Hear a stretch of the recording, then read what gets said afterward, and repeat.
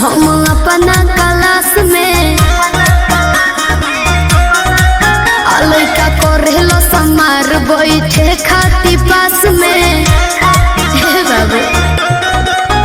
बानी सबसे झकास हम अपना क्लास में लइका करेलो समार बैठे खाती पास में सभे करेला बड़ाई हम केने केने जाई केहू कहे अमर पाली केहू लूलिया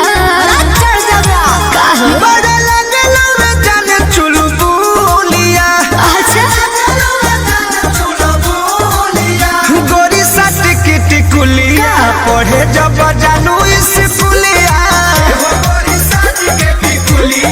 पढ़े जब जानू स्कूलिया